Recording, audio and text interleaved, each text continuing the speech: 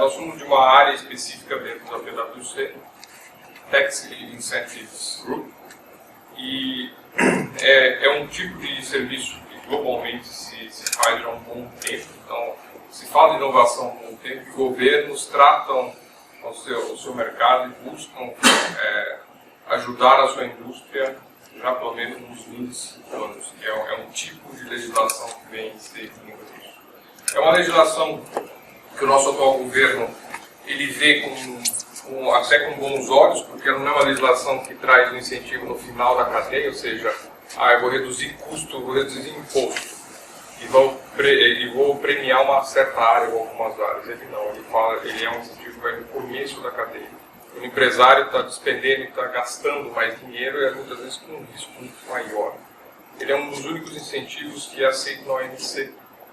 Ele é já estudado pelo OCDE já há muito tempo. Então, são coisas assim, bastante interessantes. E uma legislação que ela é moderna para o mundo, mas já padece um pouquinho, ela já tem 10 anos, e ela precisa agora de uma atualização também. Só para entender rapidamente, aqui nós temos pessoal da área administrativa, da área de advogados, da área de esportes, que outras áreas nós estamos aqui? Acadêmica. Inovação do varejo. Saúde. Marketing social. Eu vou passar alguns slides, fiquem à vontade para a gente debater. O intuito aqui é um grupo um pouco mais seleto, para justamente que a gente consiga conversar um pouquinho mais sobre diversos assuntos. E a lei que foi conhecida como a Lei da Inovação, prevendo como o Estado vai atuar nesse sentido. E desde então nós temos o Sistema Nacional de Ciência, Tecnologia e Inovação. Esse é uma sigla que tem se mantido coerente nos últimos anos. Lembrando que o nosso governo ele muda os ministérios, né? Aqui no Brasil cada governo tem um ministério diferente. Hoje ele está subordinado ao Ministério de Ciência, Tecnologia, Comunicações e Inovações. Inovações e Comunicações, né? CCIC. E ele busca promover a pesquisa científica e básica, ou seja, eu atuar na academia, a criação de financiamento para a ciência, tecnologia e inovação, tanto na academia quanto na indústria, a formação, atração e fixação de recursos humanos. Existem alguns programas em que o governo entra com parte de um pesquisador na empresa, então se eu contratar um mestre, um doutor, o governo paga uma parte do salário dele e outra parte vem pela empresa. E o que ele chama de inovação tecnológica das empresas. E aqui é um slide um pouco amplo, em que ele fala como funciona a parte da política, né? Desde os ministérios até o poder legislativo atuando e a sociedade com associações atuando junto com o governo. Nós temos os grandes órgãos, o CNPq, a CAPES, a FINEP, os dois primeiros com grande foco a incentivar a pesquisa e desenvolvimento na academia. A FINEP começa a academia e indústria. Nós temos o BNDES com estruturação para a inovação e as fundações de apoio à pesquisa, que geralmente são estaduais, cada estado tem a sua, também vai na ponta da pesquisa. E ali embaixo uma série de outros entes que acabam ajudando, as próprias universidades, os institutos federais e nacionais, instituições de ciência e tecnologia chamadas de CTs, e aí vem as incubadoras, os parques tecnológicos e as próprias empresas inovadoras. Então, o CAPOC está ali embaixo, nesse meio, que são a sociedade civil se unindo para utilizar o que está previsto na legislação e utilizar os próprios incentivos de tudo isso. Então, esse seria um pouco da premissa. Por que nós estamos falando disso? A gente fala de inovar ou morrer. Uma pesquisa todo ano a PwC ela emitiu uma pesquisa que chamada o Cell Outlook, né, o CEO's Outlook, e ele traz uma série de insights. Um deles fala um pouco sobre inovação. Inovação tem aí uma série de é um tema bonito, né? Todo mundo fala de inovação hoje em dia, você tem inovação no café, no shampoo, em casa, mas um dos termos que ela pode ser definida é você fazer algo novo, que é o que a gente tem de inovação, mas também substancialmente melhor. Ou seja, a inovação ela não é só aquilo que nunca existiu e agora de repente acabou existindo. Que alguém utiliza, ela tem que ter um fim definido e principalmente ela tem que capturar um valor. Ou seja, é uma cadeia. Por mais que você tenha outras definições, é você fazer o negócio acontecer e você vai capturar algum valor com aquilo ali. O valor ele pode ser na indústria a venda do bem, ou ele pode ser um benefício ecológico, ele pode ser um benefício para a sociedade, mas se eu fizer algo novo, melhor, que alguém vai usar, ele pode ser simplesmente uma invenção. Mas se ele não chega no mercado, ele não vai dar certo o negócio, ele não acaba não fazendo o possível. Ali tem diversos tipos de inovação que a gente pode ter, a inovação de uma nova tecnologia, de uma oferta de serviço, inovação na minha estratégia. A gente vai falar no final sobre a lei do bem. Ela é uma legislação sobre produto e processo. Só que nós temos, ela foi baseada em manuais internacionais. Nós temos dois grandes direcionadores, um é o chamado Manual Frascati, emitido pela OCDE. Ele fala o que é pesquisa e desenvolvimento. A gente estava lá no pós-guerra, o mundo se reestruturando, somente a Europa precisando investir massivamente para tentar crescer de novo. Nós temos Estados Unidos, Inglaterra e outros países colocando dinheiro nisso tudo. E se criou um manual pela OCDE que fala o que é pesquisa e desenvolvimento. Como é que eu separo uma coisa da outra e começo a fomentar a inovação. Logo depois, viram que o termo inovação ele extrapolava só pesquisa e desenvolvimento. E eles criaram um segundo manual, que é o chamado Manual de Oslo. Nossa legislação foi feita com base na segunda edição, uma legislação muito parecida com a francesa. Na segunda edição que fala como eu comentei, de produto e processo. Mas hoje, na terceira edição que ele está agora, ele também fala de modelos de negócio, de outras formas de eu fazer marketing, de eu chegar à questão. Ou seja, a inovação é tida não só na parte central ali da empresa, ou seja, quando ela vai, mas como ela vai e por que ela vai. Fred, posso só fazer uma parte aqui, só para não perder o raciocínio? Essa questão dos manuais é muito relevante até para quem vai voltar lá na frente, mas esses manuais eles foram de suma importância porque eles são manuais que aí naquele momento que o Fred posicionou, quando eles foram criados pós-guerra, eles são manuais que definiram conceitos. Então essa definição para se imaginar é como se definir o que é crise, o que é pobreza, o que é crise num país como o Brasil, o que é pobreza num país como a Inglaterra, em detrimento de um país como a Etiópia. Então, o que é pobreza na Inglaterra provavelmente não é a mesma pobreza da Etiópia. O que é riqueza na Suécia não é riqueza. Então, eles criaram esses manuais internacionais para definir conceitos que fossem parametrizados em todo o mundo.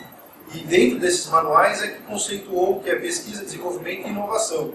Isso é muito relevante quando você faz um match entre conceitos definidos por esses manuais e a necessidade de literalidade da lei que a gente vai ver lá na frente, para você não fugir do que é inovação, que é um tema que é hoje talvez o mais problemático quando a gente vai discutir se está sujeito a benefícios fiscais em inovação, no uso da inovação, ou não estão sujeitos a benefícios fiscais. É só para deixar muito claro que esses manuais eles são essa definição, é a Bíblia, é onde está o conceito, o cerne, o sumo do que é a inovação, onde se deve sempre buscar. Esse é importante ressaltar isso.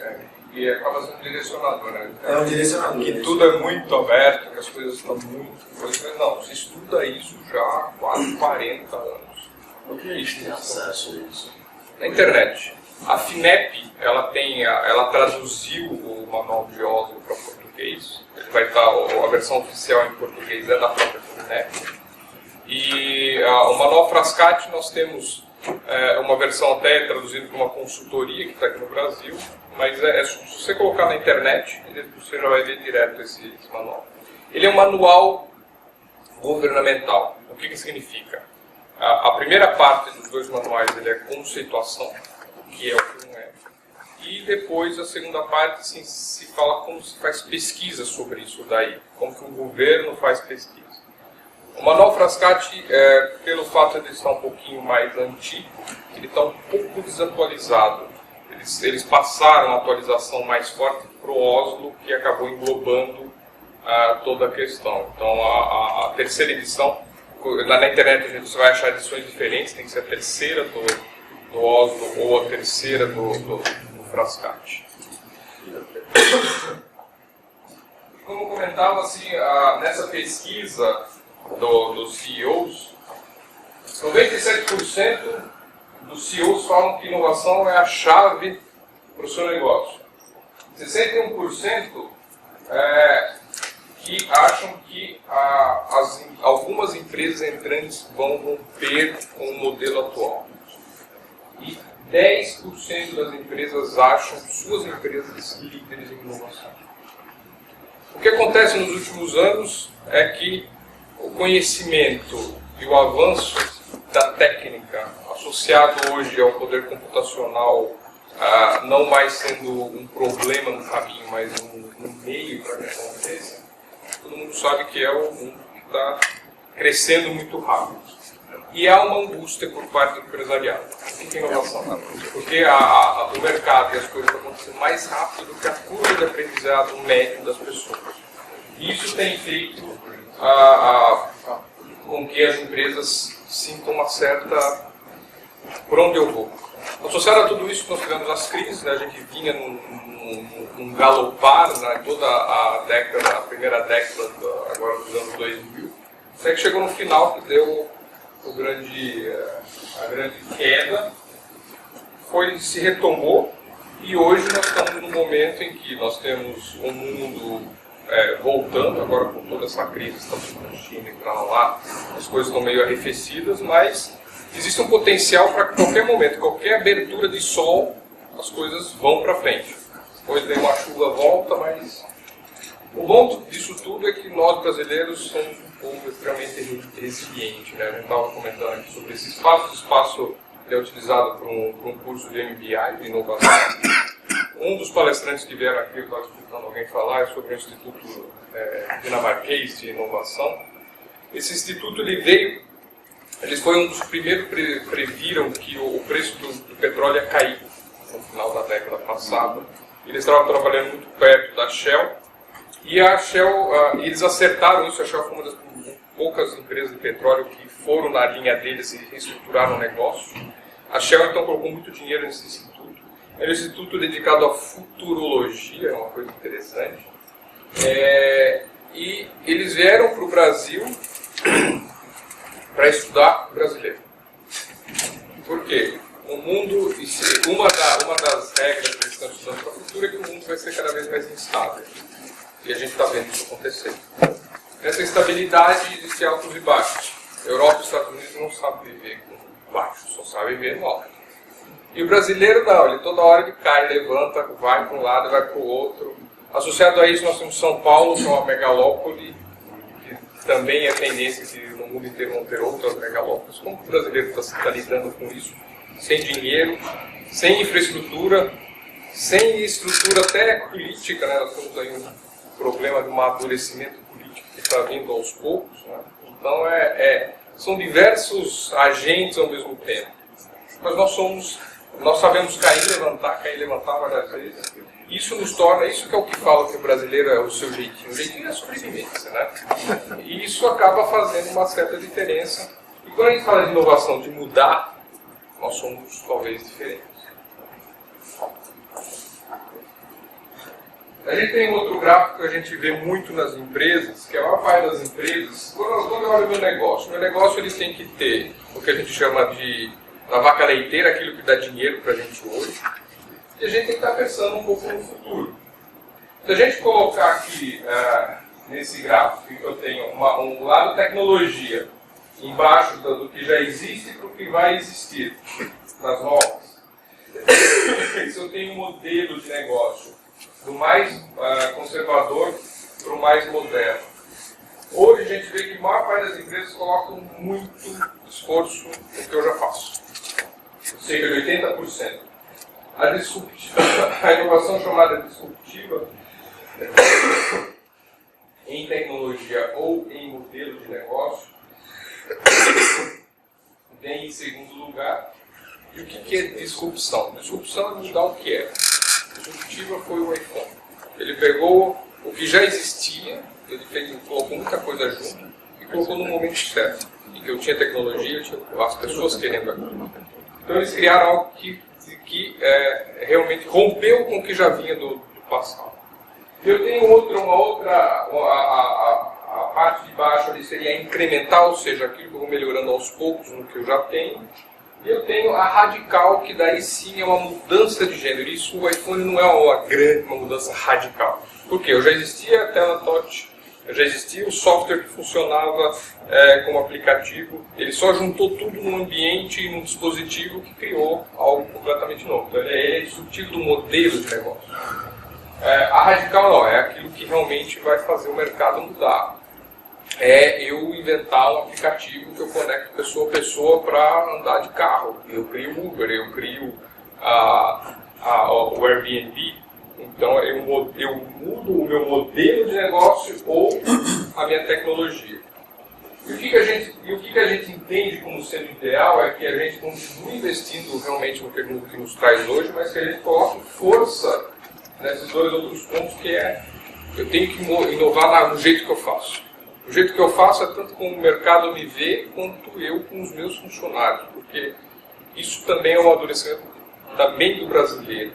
Ele enxergar as pessoas não como alguém que está ali para você pagar um salário e você fazer um favor para essa pessoa, mas não, pelo contrário. Essa pessoa que está fazendo um favor para você. As empresas são compostas de pessoas, não é um CNPJ. E eu tenho o meu radical sair do quase zero, que é 1%, para algo mais interessante, que chega a 5%. E nisso tudo vem aquela coisa do que a gente conversa, todo mundo fala lá com 4.0, que é o raio do 4.0. 4.0, só para alinhar o conceito, ele é tido como a quarta revolução, porque a gente teve o vapor, foi a primeira, depois a distribuição, a eletricidade, que trouxe massificação, foi a segunda, depois a gente tem a automação internet, que foi o que a gente viveu a partir dos anos 70, foi a terceira onda da indústria, e agora a quarta onda, o que é? Eu ter a tecnologia de novo, não é algo que eu tenho, que é um empecilho, porque há 20 anos atrás você ia fazer um sistema, você gastava muito dinheiro, era complexo, era difícil, eu tinha que fazer de uma maneira diferenciada. E agora a tecnologia é o meio. Então a tecnologia mais a comunicação entre as coisas que vai vir com o 5G. O 5G nada mais é do que conectar as coisas com as coisas. Elas se comunicarem entre si. Hoje o protocolo e a latência, que é a diferença de tempo entre a máquina entender e voltar, ela é muito alta. E o 5G está preparando tudo isso. Ele prepara o mundo em que eu tenho o que a gente conhece de físico, o digital hoje que está meio separado do físico, e entrando um novo ente aí, que é o telebiológico.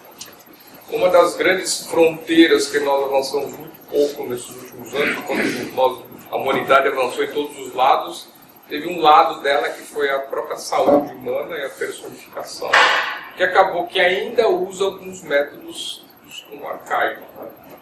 E por que ela não é? Porque ela é mais difícil. Se eu tenho tecnologia, se eu tenho controle sobre o meu mundo físico, eu posso começar a tentar entrar mais nesse mundo biológico. Isso acaba gerando um novo modelo mental. E os nossos filhos e netos estão nascendo com esse tal desse novo modelo mental. Mas por quê? Porque para eles já pegaram o mundo desse jeito, eles não vai daí para frente. Nós ainda temos uma estrutura que ainda vem da nossa base, do nosso conhecimento, de onde nascemos e como desenvolvemos, como foi a vida lá atrás e como é a vida hoje em dia. E isso é realmente um novo modelo mental. Quando você fala das novas gerações, que eu não entendo como pensam, porque eles pensam diferente. A internet para nós foi uma coisa que surgiu há 20 anos atrás, a gente lembra um mundo sem internet, lembra um mundo até sem telefone. Sem telefone celular, com certeza, mas sem telefone, muitas vezes. E hoje eu tenho um negócio que eu não tenho. Eu estou totalmente conectado a quase todo momento. Hoje é com 4G. Quando vier o 5G, vai ser a todo momento. A internet vai deixar de ser algo que eu pago, que eu tenho que ir lá atrás do Wi-Fi e buscar. Isso aqui vai ser um serviço como água, com luz. É algo imprescindível. E uma criança nascendo nesse meio, a estrutura mental dela é que ela já está conectada, multiconectada. Nós não, nós ainda temos o hardware conectado à pessoa, depois aos amigos. É uma mudança estrutural. Isso faz trazer o Waze, que é onde o digital encontra o físico, mas eu tenho também o físico encontrando o digital, ou seja, eu tenho uma turbina que fala a hora que ela tem que fazer manutenção, e eu tenho o biológico encontrando o físico e o digital, quando eu consigo fazer pessoas que têm desconexões internas na sua coluna, por exemplo, conseguir sentir, conseguir mexer a mão, alguma coisa. Então a gente vê esse mundo. Então a tal da indústria 4.0, que acaba remetendo a tudo isso, que é criado na Alemanha, ela traz algo entre a inovação, a minha cadeia de valor e a forma como que eu entrego as minhas coisas, como eu fabrico, como eu me comunico. E daí exemplos a gente vai ter aí, Timonte é o que mais se fala hoje, tal da... E o 4.0, apesar de ser na indústria, a gente acaba usando como um novo modelo mental que está vindo. Nesse meio, o que a gente tem? O que se vê? Todo mundo precisa de apoio. Cada as indústrias tem seus negócios, elas são boas em fazer o seu negócio. E tem outras empresas que acabam estudando e estando um pouquinho mais à frente para auxiliar um pouquinho a essas empresas assim, a pensar de uma forma diferente. Você pode pensar diferente fazendo curso, pode pensar diferente sendo necessário que isso aconteça, você pode pensar diferente com auxílio potencializando. Então a gente atua na área de educação das empresas.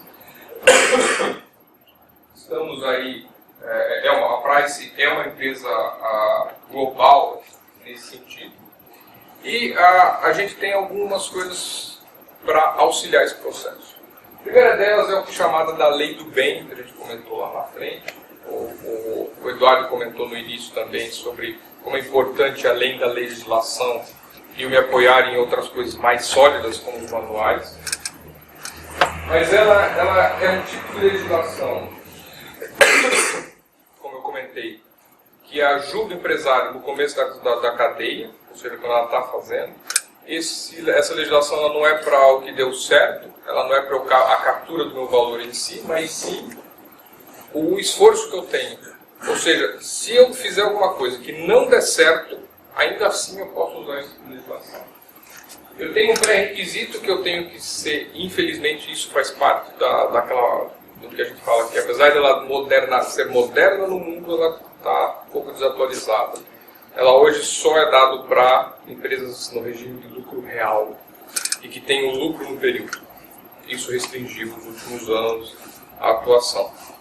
E acaba restringindo para média e grande empresa. A gente vai falar no finalzinho. Estivemos em Brasília há 2 semanas, no Ministério da Economia. Falamos com o Gustavo N., ele é o secretário da Indústria, Comércio e Inovação. Nós temos hoje, o Ministério da Economia acabou englobando outros ministérios, então a gente tem uma figura do antigo MDIC, que agora tem essa secretaria. E ele estava comentando que o governo parou, o Ministério da Economia principalmente parou nos últimos 2 meses para reforma tributária. O assunto aí está na mesa, está na pauta, porque todo mundo entende, inclusive a oposição, que isso é um entrave para o nosso desenvolvimento. Além disso, a gente tinha a tal da noventena. Qualquer coisa que vá ser válida a partir de janeiro de 2020 teria que ter sido promulgada até 30 de setembro. Então, esse último mês tem sido totalmente focado com isso. ele deixou algumas legislações que a gente vai comentar aqui um pouco para frente, mas eles estão estudando atualizar isso daqui para outras questões. Mas o que ele me traz? Ele me traz de 20% a 34% de incentivo sobre o que eu estou fazendo. Essa é a conta de chegada. Então, se eu estou investindo lá 1 milhão para fazer um novo produto, um novo processo de fabricação, eu consigo recuperar de 200 a 340 mil reais. Bom dia, seu Roca. O cara que ia chegar assim, eu não deixei ele. Bom dia. Ele é o... Eu estava falando aqui, agora que estava começando a falar da lei do bem. E ele traz sobre os insumos da atividade de pesquisa, ideação, teste, desenvolvimento, toda a cadeia de inovação, desde a ideia até o produto estar pronto. E ele vai aumentando. Por que ele tem esse range de 20% a 34%? É como eu me estruturo. Se eu tiver estrutura de inovação, se eu tiver estrutura de pessoas trabalhando com o futuro da empresa, esse incentivo ele vai aumentando. E eu tenho sobre máquinas, equipamentos, acessórios, sobressalente, eu tenho 50% de desconto no IPI, que me dá uma redução ali de 5% a 7,5%. Então, esse tem sido um incentivo muito utilizado pela indústria. Só uma dúvida. As empresas elas têm que ter, então, por exemplo, profissionais com mestrado e doutorado para desenvolver os projetos internamente? Não. Não é pré-requisito dessa lei. No entanto, se ela tem, ela acaba usufruindo mais do incentivo. Então, no geral, toda empresa fica no mínimo, que é dos 20%. Quando ela tem pessoas dedicadas, que no geral têm um nível de graduação maior, elas acabam tendo um benefício mais importante. Está sendo aceita a alocação de profissionais equivalentes? Ou seja, tem uma pessoa no RH que eu coloco como equivalente, uma pessoa de suprimentos que eu coloco como equivalente, constitua aí o meu time que eu chamo de time de pesquisa, ou tem que ser a pesquisa alocada a um ambiente separado, integrado? Isso é uma questão importante porque quando a gente fala de tal de inovação, de coisas novas que a gente está fazendo, que as empresas fazem, a gente sempre lembra de uma área, vem na nossa cabeça aquela indústria farmacêutica que eu tenho uma área dedicada com o pessoal de jaleco branco, mestres e doutores lá fazendo a própria inovação, porque inovação é fora da caixa. O que acontece na empresa é que muitas empresas não têm estruturação ainda. Muitas empresas, principalmente nacionais, ou mesmo multinacionais, que não são da nova matriz, ou seja, que tem uma estrutura um pouco mais antiga, elas não têm esses papéis definidos. Para eu usar uma legislação como essa, eu vou ter que começar a nomear as pessoas do jeito certo, vou ter que amarrar como eu estou gastando ao que eu estou gastando. Então ele acaba forçando a empresa que ela tenha um mínimo de estruturação e que ela enxergue seu negócio de uma maneira diferenciada. Quando eu falo das pessoas que trabalham aqui, eu posso pegar o salário de todo mundo que trabalhou no meu processo e trabalhou diretamente. A área de suporte, RH, os jurídicos, o pessoal de compras acaba sendo indireto e acaba não sendo elegível. Mas todas as outras áreas, no geral as áreas técnicas e de linha de produção que ajudaram a fazer o teste, isso pode ser alocado para o incentivo.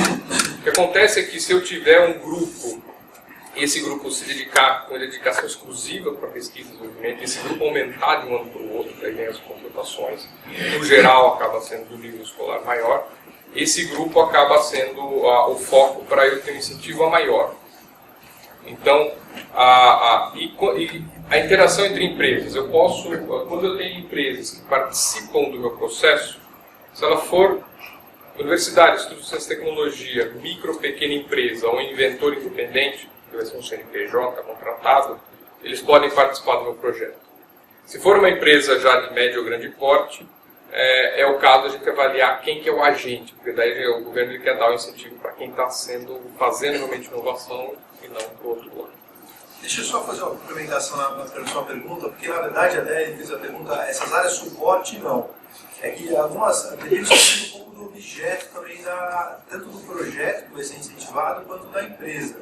Porque a gente já fez alguns projetos, por exemplo, que alguns setores que não têm características, por exemplo, de pesquisa e desenvolvimento, mas a depender do projeto que está sendo desenvolvido, há necessidade de você eleger aquelas pessoas que normalmente seriam área de suporte, mas se você demonstrar que aquela participação daquela pessoa, com aquelas horas, é essencial para o desenvolvimento daquele projeto, você consegue destacar aquela pessoa para aquele projeto.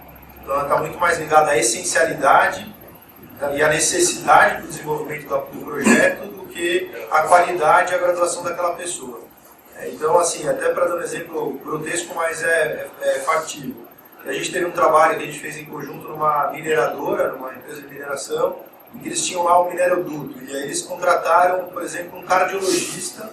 Ele tinha todo um know-how e tinha quase um modelo lá, uma semelhança entre os vasos sanguíneos e o minério-duto, né? Então, dentro daquela pesquisa, daquele desenvolvimento que está fazendo para o minério-duto, se qualquer fiscal fosse dar uma olhada e ver um médico cardiologista, não tem nenhuma sinergia com o projeto, mas através de uma descrição e de um projeto você conseguia adequar aquelas horas ou aquela contratação para aquele projeto. Então não é necessariamente os jurídicos, né? Mas você tem que dar essa sinergia ao projeto. Se você conseguir vincular aquela pessoa ao part-time ou full-time, você consegue. Claro que se tiver um pesquisador específico dedicado à área, ele inteiramente você consegue jogar os dispêndios dele a um projeto de inovação. Minha pergunta é até que ponto isso está definido na própria lei, ou se existem regulamentos auxiliares que definem isso, ou é uma questão interpretativa projeto a projeto, que o Ministério decide, o Ministério precisa decidir, ou é a posteriori? A lei do bem, ela foi promulgada em 2005, veio o primeiro decreto em 2006. Ela é uma lei muito ampla. Tanto é que a gente participou da lei do início realmente dessa legislação. Lá no início, a conceituação, que era a literalidade da lei, era assim, de usar de uma forma muito ampla. Daí veio o que a gente chama do conceito da cabeça do CTIC, porque tinha um gestor que estava olhando com os olhos da legislação canadense, que é para P&D, ela é mais brasileira. E depois veio a instrução normativa, que é da Receita, que também dá uma visão. Essa é uma pergunta importante porque, como a lei ela é muito ampla, acaba que existem muitos campos a se explorar. Tem empresas que ficam naquele cenário extremamente conservador, que é a visão do fiscal da Receita que ele quer reduzir. E tem empresas que usam de uma forma muito ampla, notadamente os bancos, porque afinal de contas, os bancos sabem uma coisa que sabe fazer, é fazer dinheiro e dar dinheiro, né? Eles acabam usando da maneira da legislação. Existe um princípio, aí alguém vem falando da parte jurídica, existe o princípio que a legislação tributária tem que ser literal. Ou seja, aquilo que não está na literalidade da lei, a princípio, seria permissível. Então, acaba que a gente tem tido muito sucesso nesse tipo de projeto porque a gente une algumas áreas, por exemplo, a engenharia, sou engenheiro, com a parte jurídica para entender ali a legislação, com a parte contábil fiscal, ou seja, como que eu estou registrando aquilo ali, porque isso também tem um impacto bastante interessante. E acaba que, quando a gente faz uma análise, vão ter projetos que são claramente, vão ter projetos que estão tanto no seu conceito, quanto nos seus tipos de dispêndios, que a gente vai ter que discutir um pouco mais qual que é o apetite da empresa. Só um pedaço da pergunta seria, eu pré-aprovo ou eu sou fiscalizado e daí comprovo? Não existe. Essa legislação, um dos grandes benefícios que ela trouxe, vindo do modelo francês, que ela não tem, ela é uma de auto-aplicação. Ou seja, eu tenho uma legislação, ela é de auto-aplicação. Então eu, empresa, aplico, eu submeto um formulário ao MCTIC na metade do ano seguinte, até 31 de julho do ano sequente. Esse formulário ele passa por um processo de análise e eles podem fazer perguntas, tem ali 3 níveis de perguntas que eles podem fazer. Mas não existe algo fiscalizatório direto para isso. Você pode ser fiscalizado dentro de todas as suas outras obrigações dentro de 5 anos. Eu queria... Desculpe, ele está numa mesa redonda, né? Eu gostaria de ajudar a estudando depoimento aqui. Quantas pessoas aqui já utilizaram a lei do bem? Eu já utilizei mais de uma vez. Eu vou aproveitar e falar para vocês. Eu já tentei e não consegui. Vocês não conseguiram, tá? em duas situações bem distintas. Uma, nós desenvolvemos a plataforma de software, que era um sistema supervisório que integra todos os subsistemas para gerir as estações da linha 4 do metrô. Isso há 10 anos atrás. Eu peguei o exemplo dele em 2009. Nós começamos a usar, porque eu tinha uma equipe, era um projeto específico, tinha uma equipe, e era uma coisa totalmente assim, segregada, com um começo, meio, fim, objetivo. Fizemos formulários, zero problema, zero. E a outra foi na indústria de alimentos. Tá? Basicamente, a gente desenvolveu uma linha de produtos, foi a empresa onde eu estou no conselho, linha de produtos naturais, dentro do escopo que a empresa fazia. Então, o que a gente fez? Obviamente, quando você está com produto natural, você tem menos açúcar, menos... Então, os processos de fabricação tinham que ser alterados, tinham que ser desenvolvidos ou adaptados para aquela situação de produção daquele produto. E a gente pegou tudo isso, pôs no pacote, então tinha lá nutricionista, gerente do departamento de nutrição, né? E ela entrou no momento bem. Ela está lá para supervisionar e formular o resto, mas ela também estava desenvolvendo. Então, assim, não existe problema de você alocar parcialmente pessoas da sua equipe que estão diretamente associadas àquele desenvolvimento. A gente fez tudo aquilo, apresentou lá também. Nunca tivemos lá nenhuma fiscalização. Fiscalização da Receita Federal questionando a utilização da lei. Isso, assim, mas mesmo com alocação parciais, em situações assim totalmente distintas, de foco absolutamente distinto, mas a lei funciona bem. E tem sido para nós um desafio, porque nós temos o papel de evangelizador. Quando a gente vai nas empresas, o último relatório que saiu do ano base de 2014, eu estava um pouquinho velho, ele falava que 1.400 empresas estavam usando esse incentivo. Num hall aí de... Mas você veja assim, em 2008, quando um consultor me procurou nós lá, falou, vocês utilizam a lei do bem? Eu falei assim, o que é a lei do bem? O que é a lei do bem? Eu falei, não, acabou de passar, tem 2 anos e tal. E começou a falar, poxa, a gente tem essa característica aqui, isso encaixa, então vamos lá, vamos fazer isso. E aí, tive uma boa opção, estava no conceito de outra empresa, eu levei para lá, olha, estou usando lá, lei do bem. O conceito é esse, dá para aplicar aqui? Aí o pessoal foi lá, fez. Então, assim, você no Brasil, a gente tem uma tendência natural, né, a ter reticência, principalmente em coisas que lidam com a Receita e com a Receita Federal, naturalmente, porque a Receita detesta perder receita. Só um pouquinho. Mas isso não preclude da gente utilizar, e é legal, é um direito, está aprovado. E como incentivo direto, 20% é de longe o maior que se tem. Assim, para a indústria, assim, é um incentivo bem interessante. É isso. Muito obrigado. Como nessa linha, teve um pouco curioso para saber se o programa estimula número determinado de ciclos, ou quantidade de tempo. E uma questão são ondas. Então, nesse sentido, o que a gente fala que é mais moderna, que eu comentei lá rapidamente sobre a lei do Canadá, ela foi uma lei. Essa legislação surgiu no Canadá e foi engraçado que ela surgiu mais ou menos junto, de forma diferente, depois que os países foram se dar conta que eram muito próximos. Mas foi Canadá, Austrália, Irlanda, quintal dos Estados Unidos, do Japão e da Europa. Né? Como que eu, o governo, vou fazer empresas virem aqui para o meu solo e fazer um negócio acontecer. Então, e ela foi focada em P&D, ou seja, era mais naquilo que estava sendo realmente novo, muito novo. Depois ela se desenvolveu com o próprio desenvolver dos manuais da legislação e foi para a inovação. A inovação ela contempla sim o P&D, mas ela é muito ampla, porque tem outras atividades que fazem e promovem que o P&D aconteça. E nesse sentido ela é extremamente ampla. Ela premia o que a gente chama da premissa, onde eu escrevo, e daí que é importante descrever as coisas. É onde eu escrevo aonde eu quero chegar e não aonde eu cheguei. Então, toda e qualquer iniciativa ela pode ser contemplada desde a sua premissa, seja para ser inovação. Só um minutinho.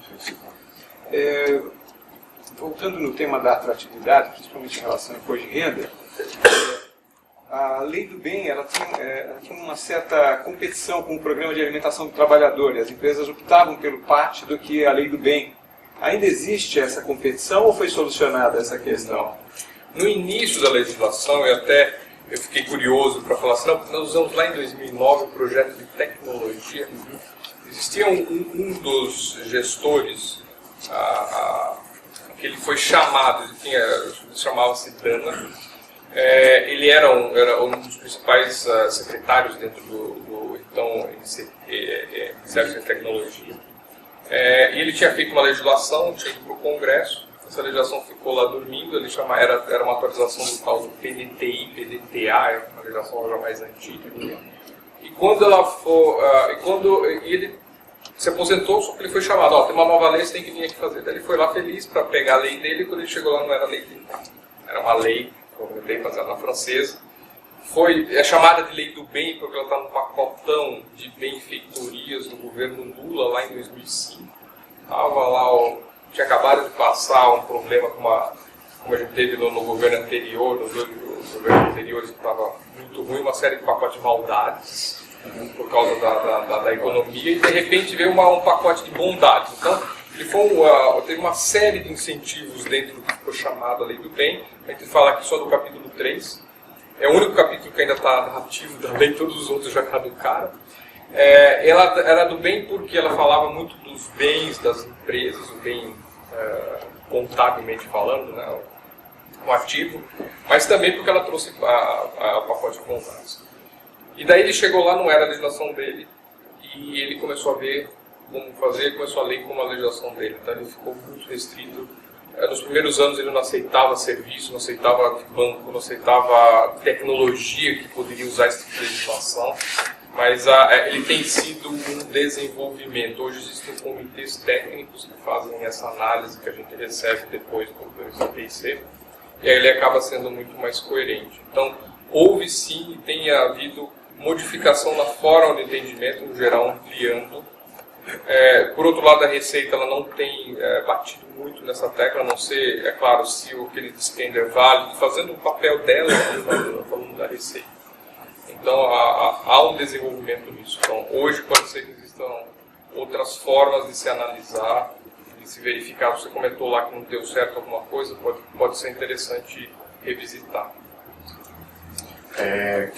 Eu sei que o pessoal está com bastante dúvida, mas essa é a questão do Open Innovation, por exemplo. Uma empresa poderia utilizar também para inovação aberta e até como premiação dos projetos vencedores, por exemplo, que isso está em alta também. Isso pode contemplar nesse sentido? Não só o desenvolvimento da plataforma, da dinâmica, mas até uma premiação de startups, por exemplo? Isso eu vou usar a palavra do consultor. O consultor aprende uma palavra que é bonita, ela chama-se depende. Antes de responder a sua questão, o que acontece em tudo isso daqui? Por que essa legislação ela é importante, não só pelo incentivo, mas porque, como ela vai questionar a empresa uma série da sua estruturação, ela acaba sendo uma forma da empresa começar a se enxergar de mais detalhado. Porque hoje em dia, o que você tinha? Você tinha uma empresa que fazia algum estudo, daí ia para alguém aprovar aquilo ali, se ia para frente ou não, começava a desenvolver, tinha alguém que ficava acompanhando financeiramente se aquilo estava dentro do negócio.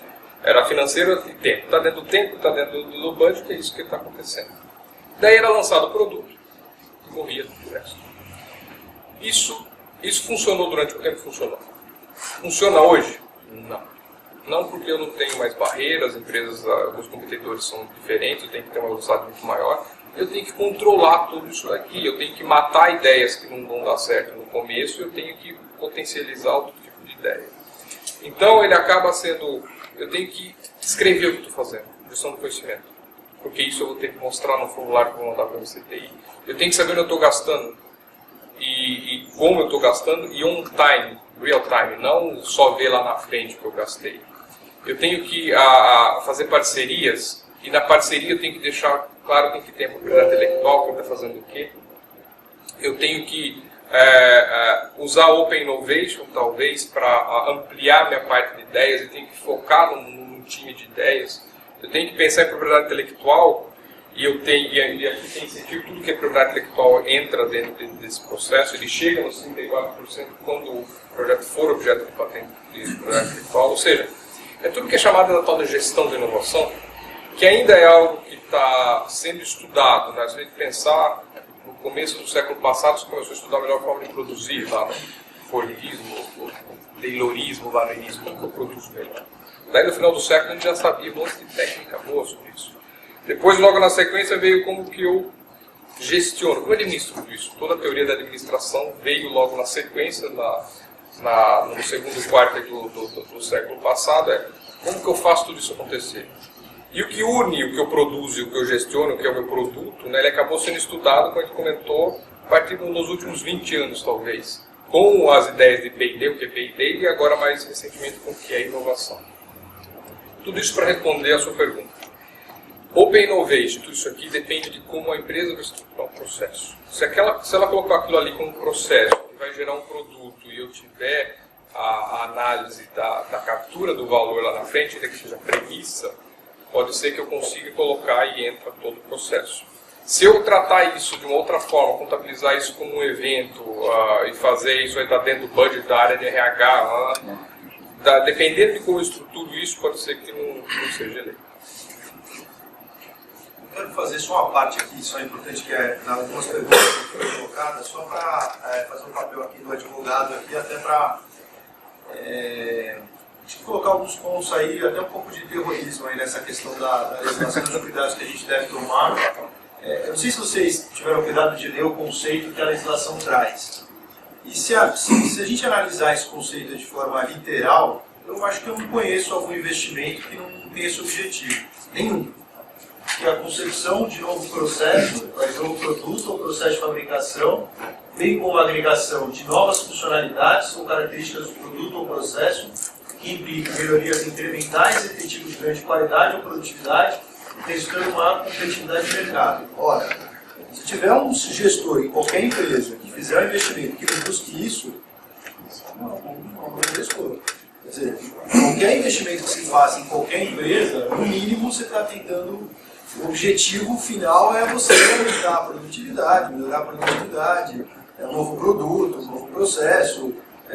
Então, assim, o que aconteceu aí com essa legislação e com esses pressupostos que o Fred colocou em termos de aprovação posterior e não anterior?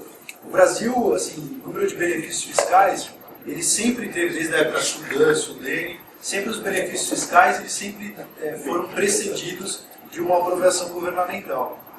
E esse sempre foi a reclamação da maioria das empresas da necessidade da questão burocrática, da questão do lobby, da necessidade de ter grupos para conseguir essas aprovações desses benefícios fiscais. Essa legislação ela trouxe também com ela, que é a MP do Bem, que até a gente chamava lá as maldades da MP do Bem, ela trouxe, que tinha esses artigos que o Fred comentou, ela trouxe essa alteração de deixar só posterior. E aí quando ela traz esse conceito, naquele momento ela traz uma série de dúvidas desse conceito de inovação. Então, qual que a gente vê, o que a gente vê hoje a Receita atuando dentro desse conceito de inovação?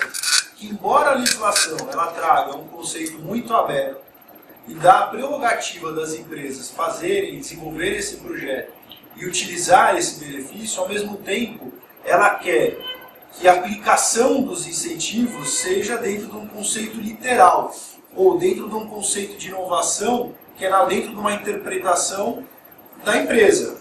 Só que se a interpretação da empresa for abrangente, ela muitas vezes pode interpretar que aquele projeto de inovação, dentro do conceito dela, não é um projeto de inovação. Por quê? Porque aqui quando você vai medir o resultado de maior competitividade, é uma mensuração relativa. Ela não é uma mensuração que aí está definindo, vai ter mais 10%, mais 15%, mais 20%, ela não está determinada. Por que eu estou contando tudo isso? Porque eu fiz uma pesquisa aqui para hoje trazer para vocês, os acórdons, como essa legislação é de 2006, eu fui buscar no Conselho de Contribuintes, o antigo Conselho de Contribuintes, mas o Conselho de Administrativo CARF, sobre como que está entendendo a Receita Federal sobre as autuações que houveram. E eu fui ver lá quais são as autuações e como a Receita Federal está interpretando esse conceito. Por que é importante ver no CARF? Porque o fiscal ele tem uma postura muito mais legalista. Ele chega, faz a autuação, está no Conselho de Contribuinte, eles vão temperar. Como se é um órgão ali paritário, você tem um grupo de contribuintes e um grupo de fiscalistas, eles vão definir ali como que a Receita Federal vai interpretar. E o que a gente tem visto é que, embora na legislação não haja a previsão da necessidade de você ter um suporte técnico de engenharia para a definição do conceito de inovação, em todos os casos em que o contribuinte saiu vencedor, em que a discussão era se aquele projeto era inovação ou não era inovação, você tem um laudo de engenharia para conceituar se aquele projeto era de inovação ou não. Então, por que eu estou dizendo isso? Porque, embora a legislação seja uma legislação aberta, em que diga que não há necessidade de nenhum laudo ou de nenhum estabelecer qualquer laudo ou qualquer instituto para dizer se aquilo é inovação ou não é inovação, no final do dia, se um fiscal chegar e se deparar com um projeto e houver uma discussão entre empresa e Receita Federal, em questão de conceito, por ser um conceito abrangente, o que vai prevalecer é uma questão técnica, é uma questão técnica baseada em um laudo pericial. E o que se vê lá nos laudos que são produzidos, que deram base para as defesas ali, são laudos produzidos com base nesses manuais que a gente falou lá no começo, no manual de Oslo, no manual Frascati, entre conceitos e parâmetros. Conceitos se aquele projeto é elegível como sendo projeto de inovação e se de fato aquele projeto de inovação trouxe resultado de maior competitividade para a empresa. Então, assim, pelos acórdãos que eu pesquisei, nos casos em que não houve laudo, ou houve um laudo que a gente fala posterior, superveniente, que a empresa fez depois da autuação, em muitos casos houve a manutenção do auto de infração. E em casos em que a empresa manteve uma organização mínima e teve esse laudo do conceito de inovação, você teve a vitória do contribuinte. Esse aspecto só nesse ponto de inovação, né, do conceito de inovação. É claro que você tem um monte de auto de infração e questões também de obrigações gerais, vamos dizer assim. Então, de você não submeter ao formulário para o Ministério da Ciência e Tecnologia, o antigo Ministério da Ciência e Tecnologia, casos de não ter certidão de regularidade fiscal, casos de conceitos, obrigatoriedades lá, gerais da legislação. Mas o que me chamou mais atenção dentro desse tema de inovação é que, embora o conceito seja aberto, existe uma certa preocupação da Receita em determinar, e isso a jurisprudência ela avançando, certamente ela vai definir o que é inovação para a Receita, ou quais são os conceitos, em detrimento de um conceito que a legislação traz muito abrangente. Eu tenho duas perguntas. A primeira é, se não for considerado inovação, é uma multa, ok, é multa, ou você só paga o imposto que você deixou de pagar, como funciona? E a segunda pergunta é se o seu plano de inovação do ano está pautado em cima de tendências de comportamento, que é um jeito que a gente escolheu trabalhar. Às vezes a inovação não é só tecnológica, a gente pode mudar jeitos de atender ou outras coisas que não são, pode envolver arquitetura, RH, um monte de coisa, mas que está pautada em cima de macro tendência de comportamento. Como que fica nesse caso? Não, você tem dois. O conceito é o seguinte: depende do qual parte do incentivo você utiliza, mas se você sofrer uma fiscalização e houver a gente chama de glosa, né? A Receita Federal glosar a despesa que você incentivou, você vai pagar o imposto e aí você vai pagar uma multa sobre aquele imposto. Essa multa vai de 20% a 150% do valor.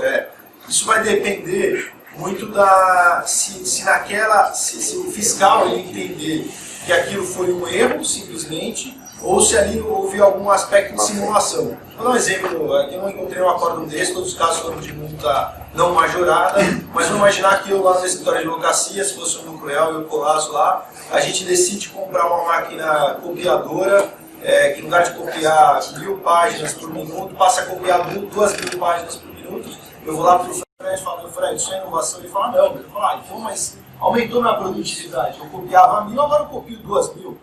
E vou lá e deduzo da base de cálculo do imposto de renda, simulo lá um conceito de inovação, chego no fiscal e falo, não, peraí, essa sua dedução, ela é uma tentativa de reduzir a base de cálculo do imposto de renda de forma grotesca, que não tem nenhum aspecto de inovação tecnológica, primeiro, para o seu escritório de advocacia, segundo, por ter essa uma copiadora, não está no código de vocês, não está nada, e aí ele, por algum motivo, ele entende e me aplica uma multa de 75%. Mas em todos os casos de glosa, normalmente as multas elas são agravadas.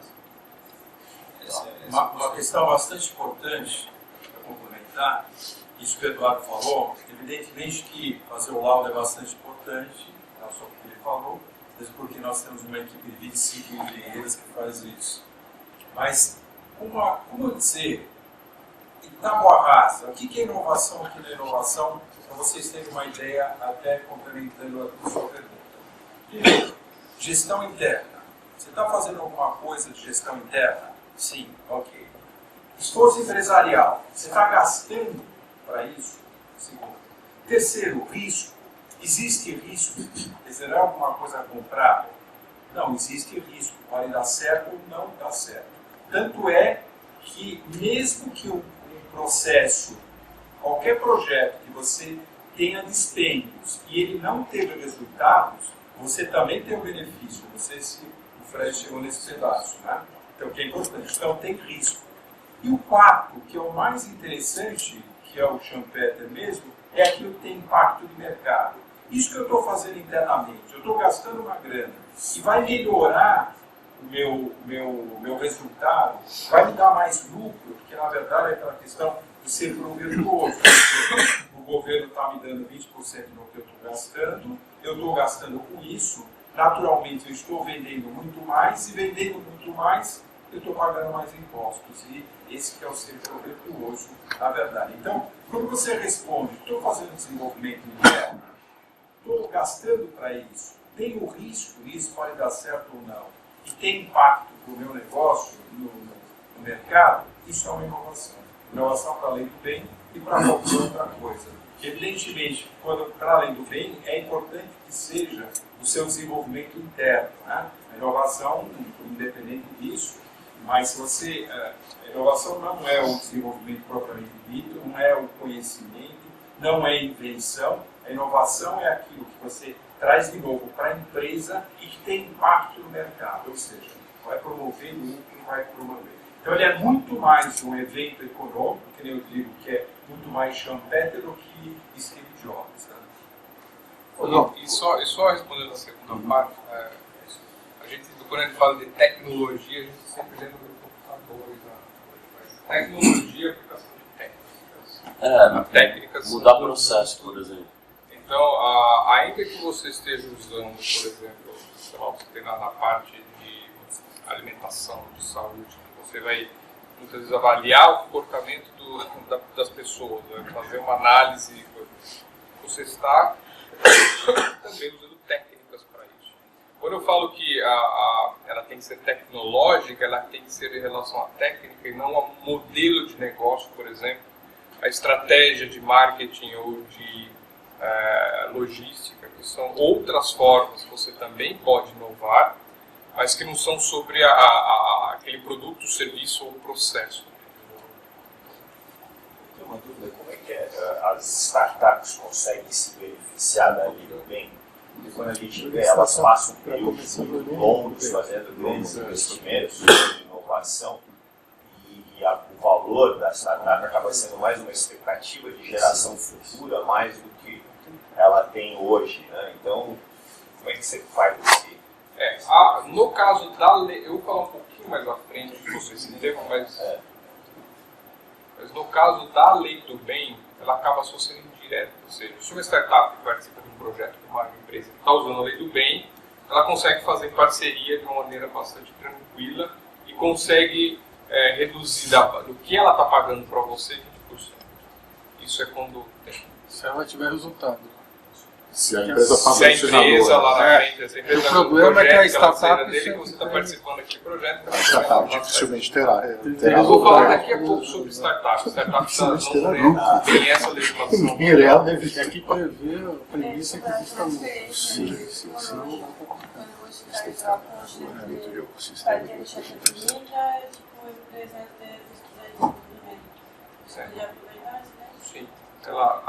Como eu comentei, tudo ciência e tecnologia, universidade, elas podem fazer em conjunto, ou seja, tudo que você transferir entre uma e outra vai ser elegível. Inclusive, se você faz uma parceria com universidade mais longo termo, você tem um outro dispositivo que não está nesse slide que você consegue operar até 80%, você é empresa. Lembra que aqui a gente está agora com o chapéu de casa. Então, se você, empresa, faz uma parceria com a universidade, você pode transferir para ela 100 e recuperar 80. Mas se você é um broker, se você não vai usar esse dado, você vai vender para uma outra empresa. Tipo... Se você estiver só intermediando o processo, você não teria como usar. Agora, e todo o processo de patenteamento também é elegível. E esse é o único dinheiro, tudo que ele está falando aqui é dinheiro gasto no Brasil. O único dinheiro que pode ir para fora é quando é para a parte do patente. Uma última dúvida, se não for universidade, mas for instituto de pesquisa, aí eu quero desenhar uma nova jornada do consumidor, eu quero fazer uma modelagem preditiva, ou eu quero, sei lá, pesquisa quântica, às vezes eu não vou contratar uma universidade. Isso mas sim. o intuito é o mesmo. É que o que a gente analisa é sempre o projeto dentro da empresa. Tá. Se aquele projeto, para parte dele, demanda um terceiro, esse terceiro é um apoio, ele pode ser elegível. A questão só é que quando eu faço, dependendo do porte do terceiro, do que ele fez, por exemplo, se eu gastar 10 internamente e gastar 100 com o terceiro, fica difícil falar que é de quem que é o agente aí no meio, parece que é ele, mas não é, certo? Então é só nesses pontos que a gente analisa com mais detalhe. Quando é uma participação, ele pode ser. Marcos, você falou muito do lado do engenheiro, né? Assim, e isso é uma característica um pouco até brasileira, né? Onde a pesquisa aplicada está quase que toda na engenharia. Lá fora a gente tem muita pesquisa aplicada fora da engenharia. A gente já tem uma tendência de outros, vamos dizer, outros campos do conhecimento das áreas começarem a ter pareceres ou ter aceitos pelos órgãos de fiscalização. Quer dizer, hoje é melhor eu ter um parecer do engenheiro se eu tiver um físico menos... O que acaba acontecendo é que o exemplo que o Eduardo deu é quando eu vou para a justiça, ou seja, há um questionamento lá na frente. Como a gente comentou, a legislação é de auto-aplicação, só teria que ter pareceres. No geral, como ele está envolvendo sempre a técnica, geralmente, não pelo fato de ele ser engenheiro especialista na área, mas pelo fato de ele conhecer um pouco da técnica, ele acaba tendo os parâmetros para justificar, mesmo em outras áreas de saúde, em outras áreas que acabam fugindo do que é o escopo das engenharias que nós temos. Então, projeto de, sei lá, do farmacêutico, e que estou falando de biológico das pessoas. A gente poderia contratar especialistas da área? Sim, poderíamos, mas no geral, como o conceito que está por trás das caixinhas acabam sendo mais ou menos os técnicos, acaba se sobrepondo também com a questão. Ela pode ser utilizada para a implantação da ISO 56002? A questão, ela tem uma parte que fala de normalização de normas, atendimento a normas. Isso daí eu vou de novo usar a palavrinha mágica, depende. Depende por quê? Ela tem sempre que estar ligada à receita. Eu tenho que ser ou uma novidade, explicar porque ela é novo, ou se eu estiver melhorando o que eu já tenho, ele tem que implicar em qualidade, que é o que eu tenho para perceber, ou na minha produtividade. Aumentou a eficiência, reduziu o custo. É isso que eu vou estar vendo. Então, se eu tenho uma melhoria na minha linha de produção, e eu coloco um negócio, uma cerca para que as pessoas não parem de prender a mão, diminua o risco, aquilo ali vai trazer, se eu explicar que o projeto é aquilo, ele vai ser eleito? Não, porque ele não vai mexer na minha produtividade, nem reduzir meu custo. É claro que se eu faço um sistema mais seguro, eu posso muitas vezes aumentar a velocidade, né? E eu tenho o benefício de aumentar a produtividade. Daí é como eu descrevo. Então, eventualmente, algum processo que você vai pegar uma norma, você vai ter um benefício colateral, invariavelmente. E daí vai como se demonstra o foco do projeto. Deixa eu só fazer uma parte também, que é só pegar as duas questões que é interessante, é que a gente aqui, quando você vai discutindo na questão acadêmica, só passando a experiência de quem vai às empresas e aplicar esse benefício, seja no nosso escritório em conjunto com a PwC, seja em outros momentos a gente em conjunto. O interessante é que essa legislação, na verdade, ela tem um papel também quase que educador das empresas, no sentido de organizar a empresa e fazer que as áreas dentro da empresa ela se organize com um olhar dentro do tema inovação. Então é interessante que em alguns casos, lá atrás, sobretudo em 2007, né, Fred, 2006, até a gente foi lá, e o Frederico Vendeia, e assim, as grandes, né, a PwC, ainda não estavam aplicando esse incentivo. Nós éramos uma boutique de inovação e era muito difícil alguém acreditar nesses incentivos. Né? E aí, quando a gente chegava em grandes empresas, até multinacionais, a gente contava esse incentivo para gestores. Primeiro que a gente colocava os incentivos e eu colocava o artigo da lei, porque ninguém, quando eu era advogado, então ninguém acreditava. Eu colocava o artigo da lei, a data da publicação, quando entrou em vigor, que ninguém acreditava. E segundo ponto, ninguém acreditava que ela era inovadora, que ela tinha algum projeto que podia ser eleito como de inovação. Por quê? Porque estava dentro do CAPEX, algum investimento, até eu lembro de um engenheiro lá numa das empresas que ele falou, olha, eu faço isso daqui há 50 anos, eu tiro terra e transformo em minério, eu tiro terra e transformo em minério, não tem nada de inovação aqui, você pode ir embora. E depois a gente descobriu, virou uma empresa eleita de inovação do ano, etc. Então, por que eu estou dizendo isso? Porque todas as características que o Frederico está falando e que a legislação traz, nada mais é do que você trazer o time de engenharia, o time de contabilidade, o pessoal do jurídico, o RH. Por quê? Porque a própria legislação determina se é obrigado a fazer um lançamento contábil segregado, se é obrigado a descrever o projeto, o CAPEX, e desde o início, desde a pesquisa básica até a pesquisa aplicada, desde o desenvolvimento do protótipo até aquele produto sair para o mercado, aquele processo iniciar, toda essa fase ela é incentivada. Só que muitas vezes todo esse projeto ele ultrapassa um ano, ele não está no mesmo ano fiscal, às vezes ele está há 3 anos, às vezes esse projeto que é de inovação está dentro de um outro projeto, ele é subprojeto de um projeto maior. Então, como que a gente faz? Ou como é que é? Dá para entender mais ou menos que aí fica até fácil de... Então, quando a gente vai início do trabalho, a gente olha a primeira linha de CAPEX, pega todos os investimentos. E aí se divide lá para os projetos ou investimentos que tem um cheiro, pela leitura daquela descrição de investimento, que tem mais uma aderência com os projetos de inovação. Aí se segrega aqueles projetos, separa em inovação, não inovação, ou aqueles que podem ser parcialmente inovação. E vai buscando evidência. Evidência com quem? Com quem que é o pai do projeto, entrevista. Ou o que você vai fazer aí? O que vai sair aí? Não vai sair nada. Quando não vai sair nada, tem grande chance de ser inovação, porque tem um risco. Então, peraí, vem aqui você, deixa eu me conta o que é esse projeto. Aí você vai lá na contabilidade. Quando você vai na contabilidade, o contador foge. Ele fala, não, vem aqui, eu quero que você segregue as despesas desse projeto desse cara aqui. Aí você vai no RH e fala, ó, separa o part-time dele, esse cara tem que fazer time sheet, aí ninguém quer. Aí você já não te atende mais na empresa. 3 meses, sem ninguém falar com você, porque você tem que segregar o time sheet. Aí alguém fala, bom, então desses projetos que a gente já elegeu a inovação, você tem um ganho de tanto. Aí alguém quer ser o pai do projeto.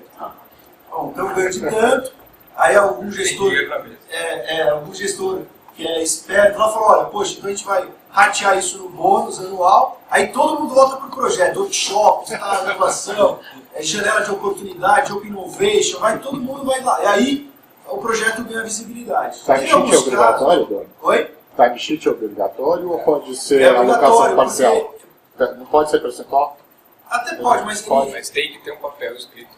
Tem que ter um papel. Você é o gerencial. A gente viu casos, até essa experiência, que em 2, 3 anos ficou tão interessante, a empresa começou a ficar tão que é o que a gente fala que é o desenvolvimento que a lei traz, que você tem o lançamento contábil segregado, o projeto nomeado, todos os autores daquele projeto elencados, destacados, que depois você pode transformar, e a gente já viu o caso de fazer uma biblioteca da inovação. Então passa 5 anos falando aquele projeto que foi eleito como projeto de inovação, quem foi o fornecedor tal? Está lá, o 2016. Você faz um livro, ou capa dura, ou digital, que eu sou advogado, né? Você faz um dossiê, e aí dentro de um CD está aquele projeto destacado. Então, assim, a legislação, o pano de fundo dela, e o que eu vejo também, é que todas essas estatísticas que se tem de projetos de inovação, agora com o SPED e tudo, também ela foi muito nutrida, essas estatísticas, com base nessa legislação, porque não se tinha. Era tudo misturado dentro de um conceito e as áreas totalmente segregadas. Então, o que a lei trouxe lá atrás foi trazer. Agora, você imagina se ela ampliar. Estou falando dentro do núcleo. Contabilidade, setor de engenharia, fornecedores, jurídico. Aí ela abre institutos, universidades, incentivos de áreas de fomento. É todo um ecossistema virtuoso que ele pode ampliar isso com outras empresas, microempresas. E isso tudo, essa legislação que às vezes é esquecida, e alguns até do novo governo queriam acabar com o benefício, ela dá um guarda-chuva de possibilidade que tem no mundo inteiro. E esse é a coisa mais interessante da legislação. Só que quiser esse panorama da nossa chegada. Então, assim, quando a gente discute alguns pontos mais cruciais, a gente vê que as empresas brasileiras, até as multinacionais que estão no Brasil, muitas vezes não se reconhecem como inovadoras. Ela tem que buscar essa ajuda, ou ela mesma pesquisar no CAP. E se ela não for, é buscar mecanismo de como fazer aquele investimento ser. Acho que esse que é o grande desafio.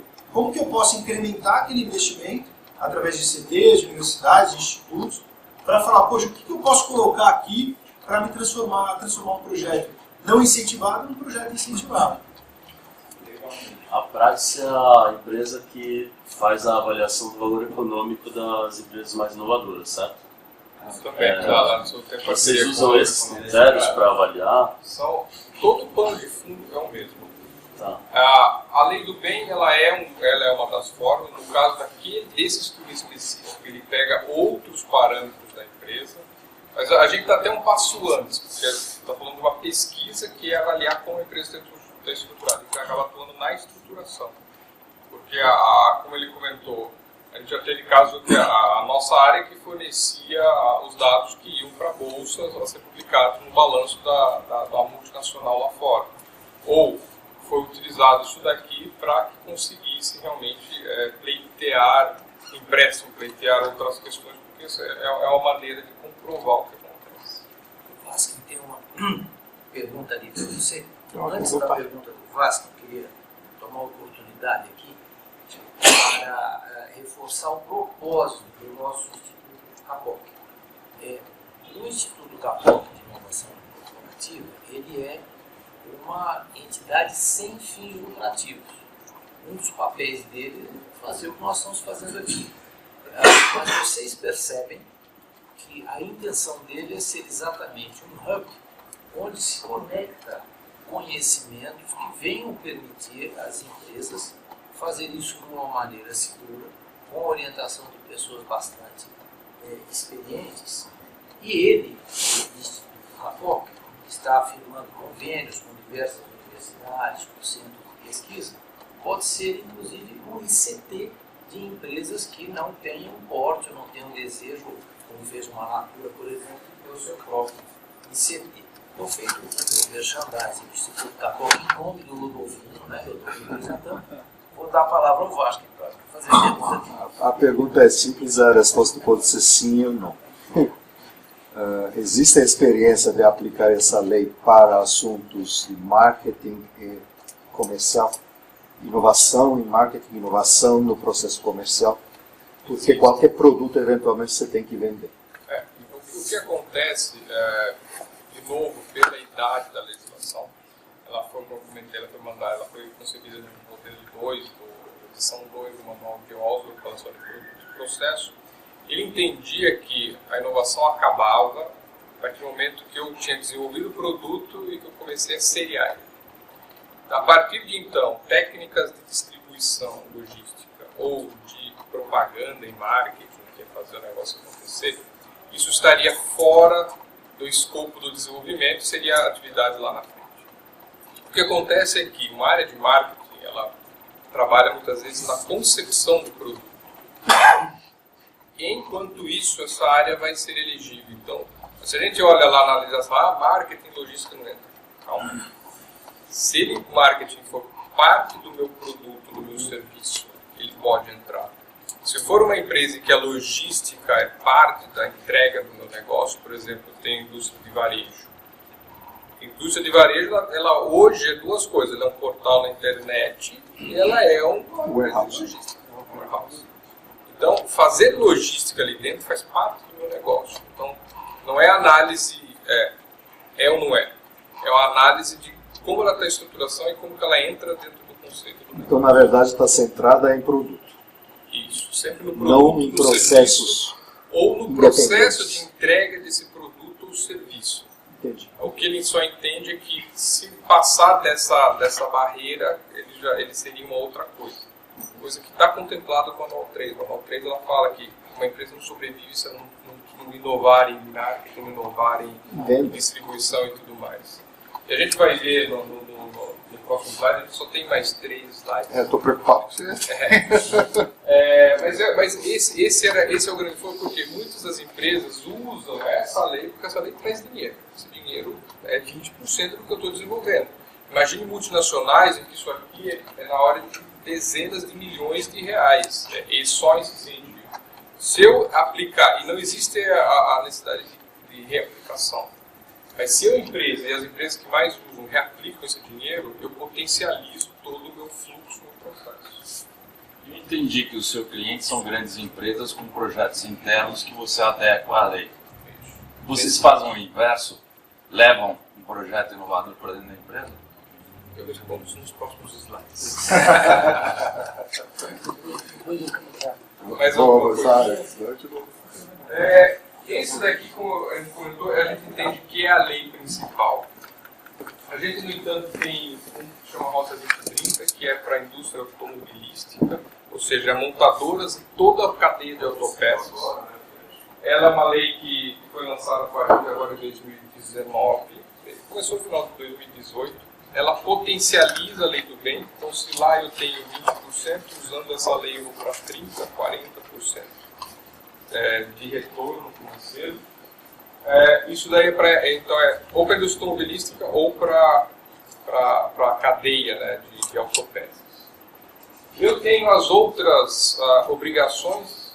Então o Brasil ele fez concessão da área de petróleo, em parte ainda, né, pelo menos a parte de refino, né?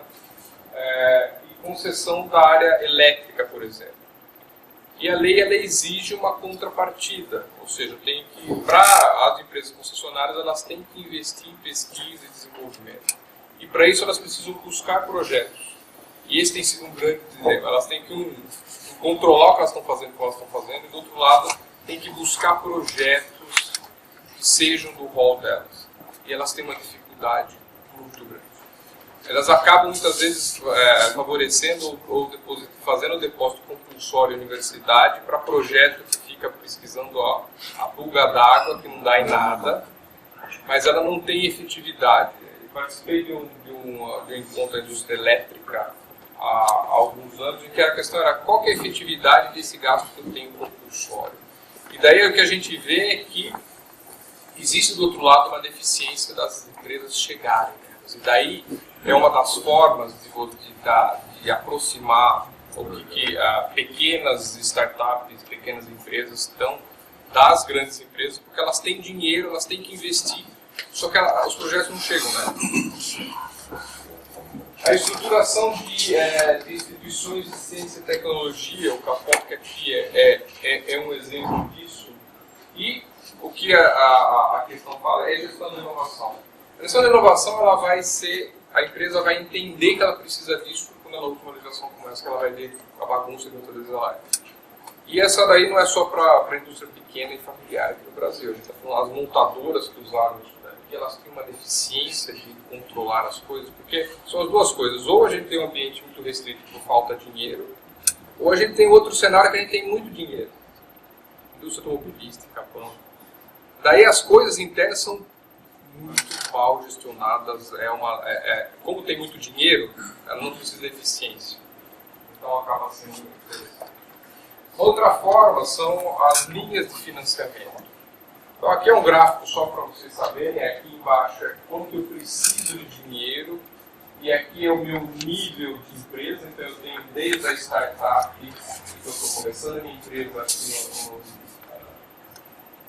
no eixo Y, até um nível que eu começo a ter um nível de maturação, eu começo a expandir meu negócio a ser competitiva global.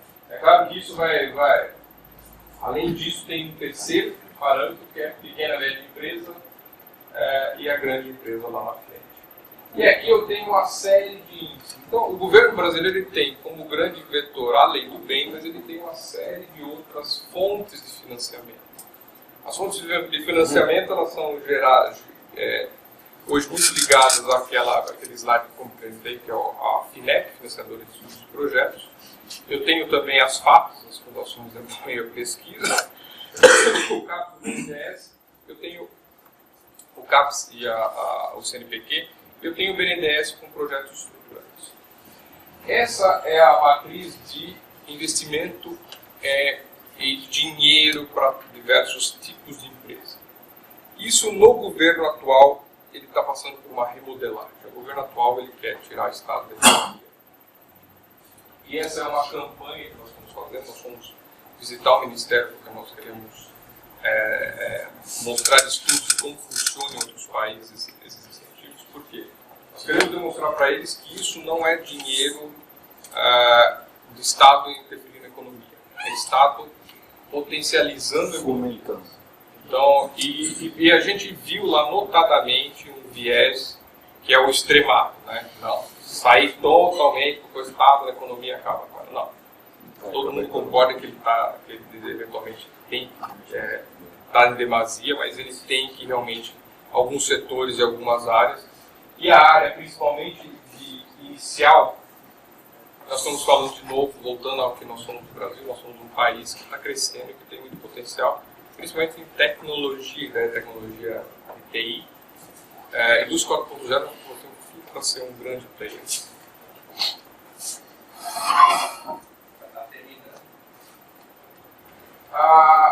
Quando a gente fala de estruturação, então, essa estruturação ela vem para grandes empresas, para médias ou para pequenas. A gente vai falar um pouquinho. Startup. Startup, ela vem a ser, era um modelo especial. O governo, ele tem uma lei que vai sair, provavelmente, nos próximos 2 meses. É uma lei das startups. Ela está sendo, tem trechos inteiros copiados da lei israelense, que é uma coisa linda.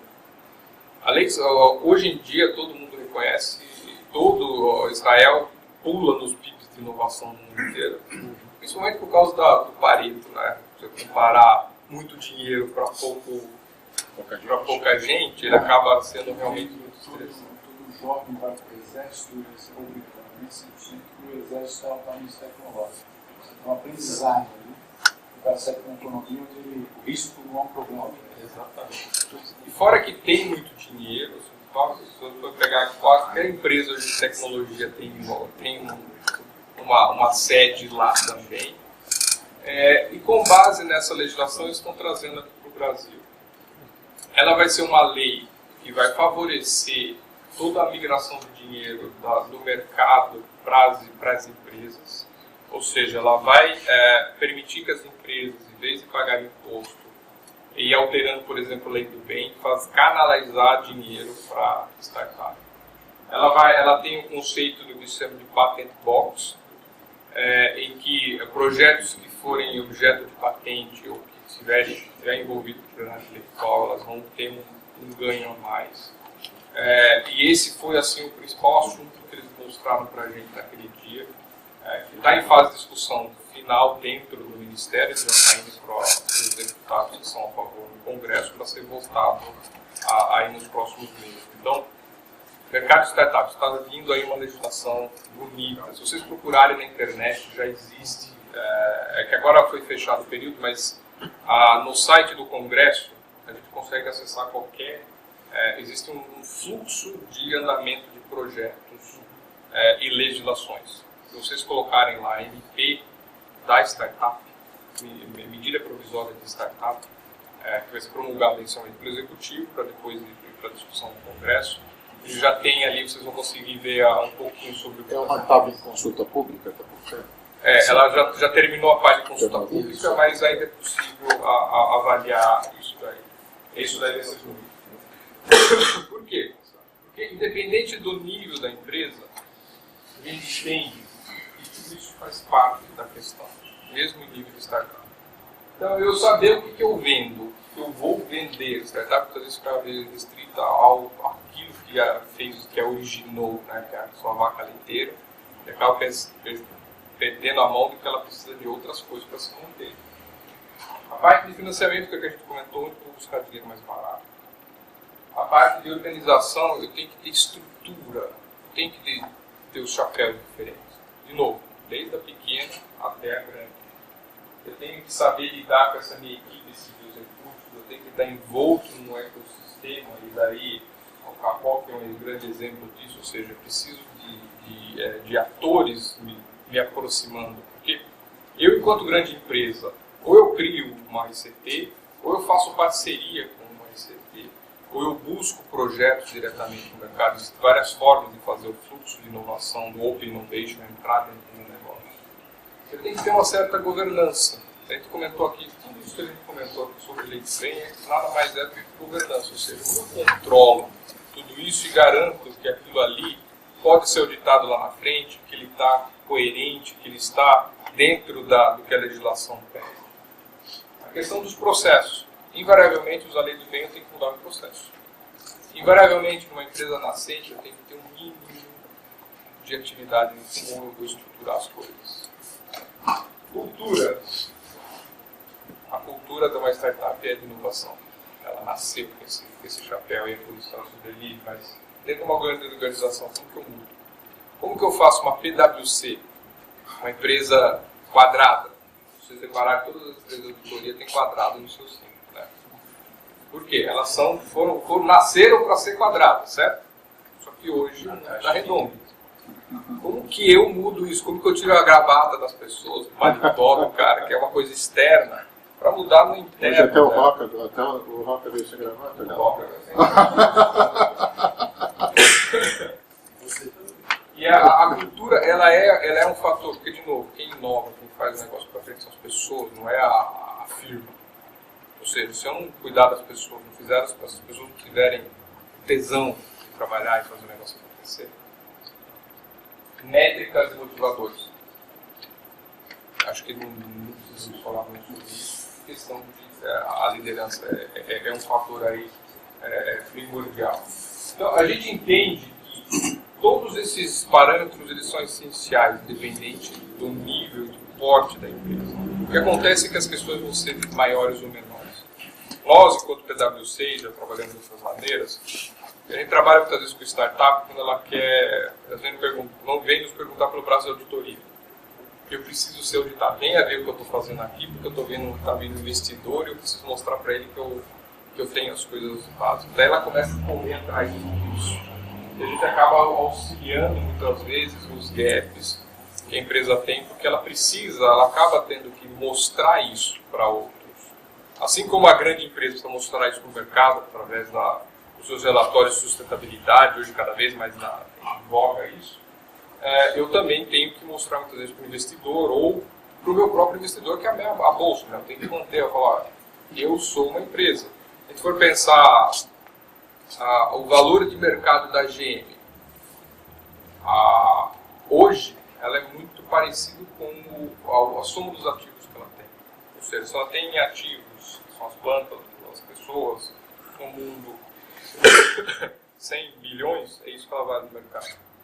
E eu tenho uma empresa de tecnologia, o Google, o Facebook, outra questão, em que eu tenho um ativo que é de 10 bi e tem um valor de mercado que é de 500 bi.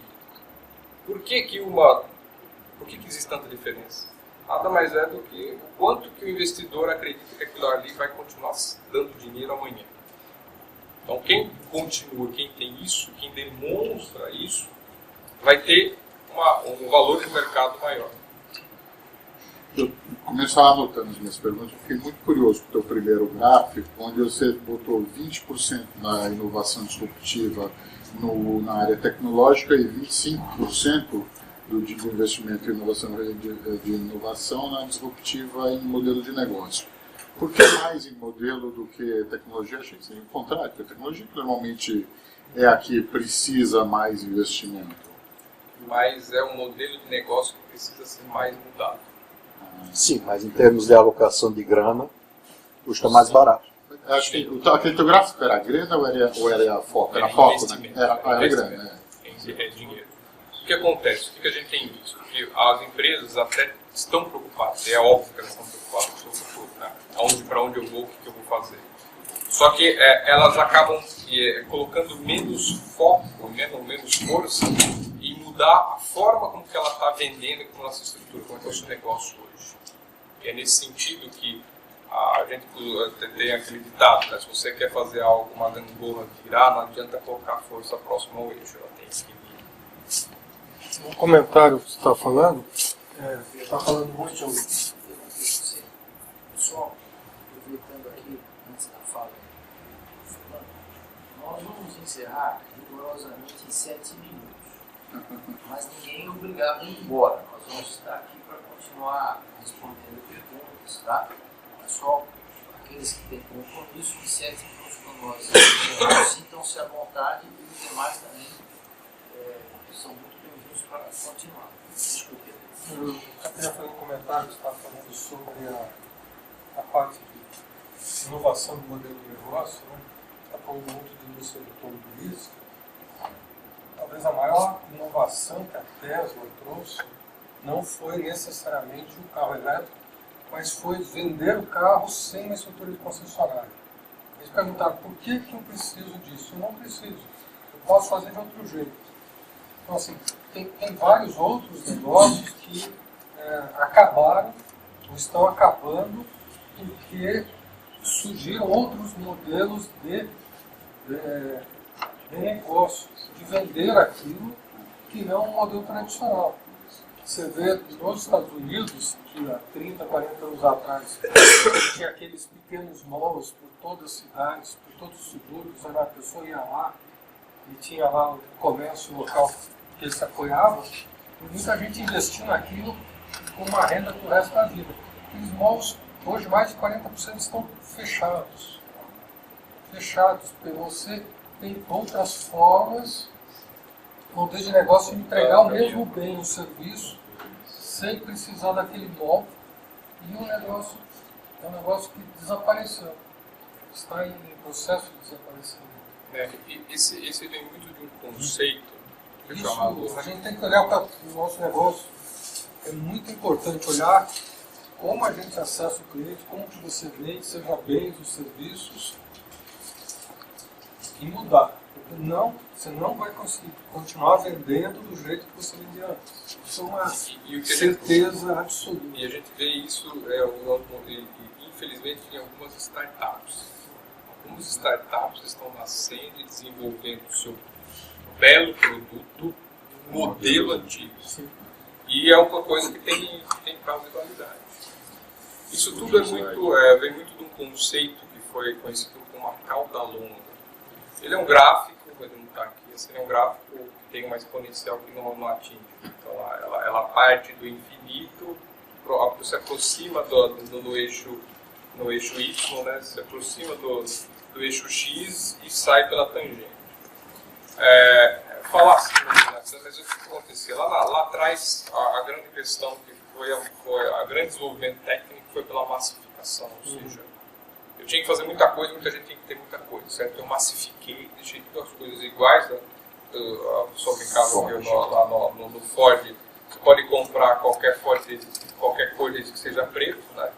Ou seja, na massificação completa. Aquele modelo, aquele carro, mas muita gente adquirindo aquele bem. E o que a gente tem visto é o caminho pro outro eixo. Se pensar que um eixo é personalização e o outro eixo seria público, né? Em que você cada vez mais vai personalizar a solução, mas você vai ter um público muito maior. Ou seja, a conta de chegada é a mesma. O volume vai ser o mesmo, só que um eu personalizo mais e o outro menos. Isso está sendo possível por causa da tecnologia. Isso vai ser nos modelos de negócio, tá? É a questão assim, eu não quero ter mais os intermediários que surgiram na cadeia para que o negócio acontecesse lá atrás. O Brasil é expert nisso, né? Ter lá a pessoa do meio. A grande revolução, por isso que o modelo do Uber é um modelo realmente de ruptura, porque ele rompe com o modelo do intermediário, ou seja, conecta pessoa a pessoa. No caso que foi apresentado aí do modelo do Tesla, ele também quer tirar a figura do dealer, a figura da concessionária. Eu quero pessoa a pessoa. Eu, empresa, é B2C direto, eu não quero mais. Muito mais. Ele está conectado com o seu carro e ele atualiza o software do seu carro. Ele atualiza a gestão do seu carro online. Do que está acontecendo. Você sabe que... Entender um pouco a indústria ela pode apontar o caminho das tendências que os produtos vão surgir. O turismo... O turismo avança isso com uma velocidade. Isso é uma coisa que nós as agências de turismo... É claro que não é um problema do turístico, se é da infraestrutura. Isso, é uma outra coisa. Mas ela é bastante isso. As agências per se desapareceram. E as últimas barreiras que tem duas grandes áreas de barreira. Uma área é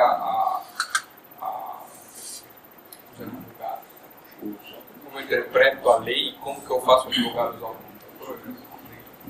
Ele deu o exemplo que um escritório de advocacia não poderia usar a lei, mas ela pode se ela fizer o desenvolvimento de uma coisa diferente do negócio deles.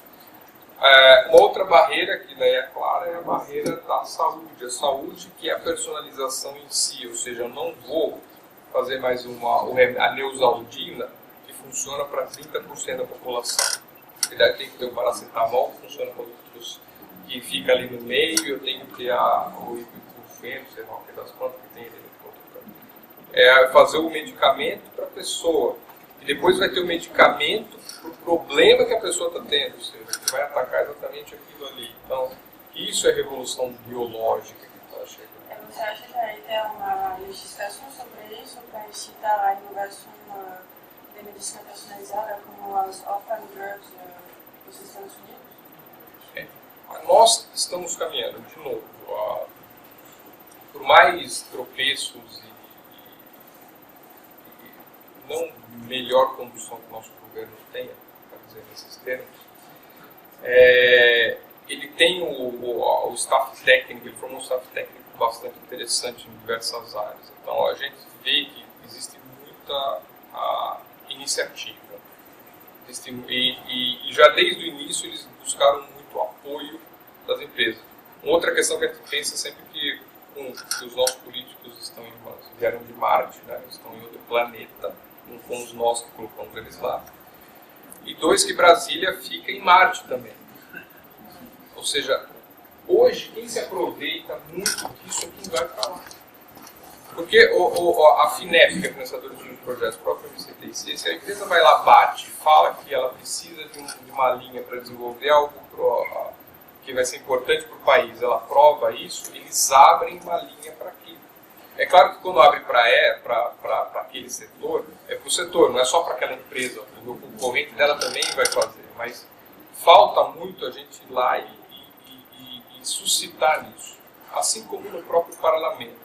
Hoje o que a gente vê é que muitas vezes sai verdadeiras obras-primas em matéria legal da diversos entes e chega no Congresso e eles fatiam ao bel prazer político. De novo, falta pressão para que isso aconteça.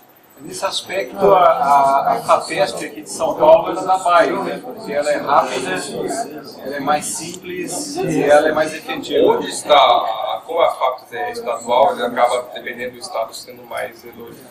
Mas com relação à pergunta dela, a legislação vai ser modernizada? Tudo indica que muitas das nossas legislações estão passando por um processo ou passarão por um processo de modernização. Acho que o core agora é tirar o grande piano das costas do Estado. Deixa eu só passar para aqui os dados. Eu germanicamente, inclusive a gente, só para TCG, isso daqui é um pouquinho mais do que a gente falou, então tem um lado aqui que eu fazer, depois eu estou pensando no meu negócio, eu estou pensando em como eu vou sair do meu negócio, que é a estratégia de inovação, estou querendo mudar o meu modelo, eu quero melhorar o que eu já tenho, e fazer um modelo societário inovador. Esse aí é o nosso papel. Nosso papel ele está apoiando o próprio Instituto CAPOC.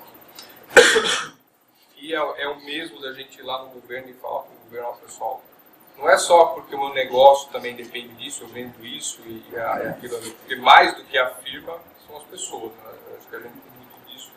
O que a gente quer justamente é potencializar com que as coisas são feitas. Muitas vezes a gente vai nas empresas, fornece a assessoria de um lado das empresas e as empresas têm uma deficiência do outro lado de chegar nas coisas. É esse o modelo que hoje, a forma com que a gente está fazendo isso são através dos institutos, como o CAPOC está aproximando a indústria, a academia, aos profissionais para que a inovação realmente aconteça.